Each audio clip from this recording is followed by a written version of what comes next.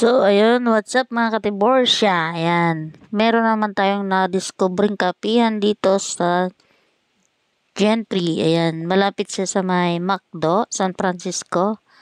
Ayan, sa mga gustong magkape, ay napakaaliwalas naman at napakalawak. Kung kayo ay may sasakyan, ay hindi ho mahirap mag-park kasi maganda naman at nasa gilid lang siya ng highway.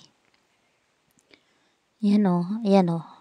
So, kung makikita nyo po ay hindi kayo mahirapan. Habang nagkakape kayo, ay nakapark ng maayos ang inyong mga sasakyan.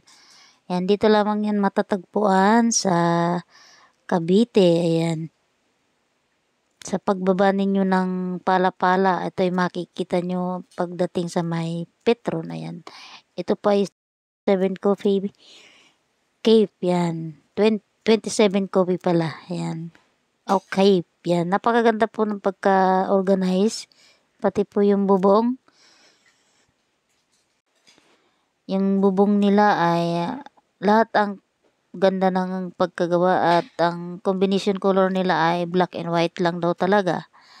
At sa kung makikita nyo, napakaaliwalas. Ayun po ay isa sa may-ari, yung isa na yun. Si Kuya yung boss yan. Ang ganda, di ba? So, ongoing to Abelto franchise na. So, ayun si Kuya, yung bartender, isa sa may-ari din. So, parang magkakapatid ata sila dito, hindi ko lang sure. So, ang ganda ng pagkagawa ng kisame, yan. Naka-organize talaga yung kanilang plano. Ganda. So, dito lang ay marirelax na kayo habang nagkakape-kape kayo din talaga namang napakalinis ng lugar, no? Kung may mga tropa kayo, mga kaibigan na nagra-rides at magkape-kape dito, punta kayo dito sa General Trias, San Francisco.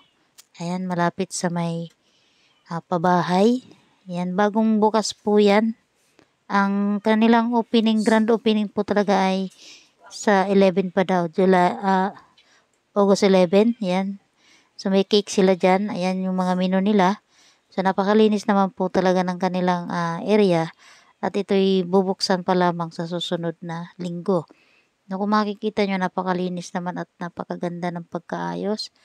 So, ayan yung menu nila. So, pili na lang kayo dyan kapag pumunta kayo. At para daw hindi maiinip, dito lang pupunta sa may bandang ito. No? Meron po kasing upuan dyan na relaxing at napakaganda habang nagkakape at malinis, no? Ayan.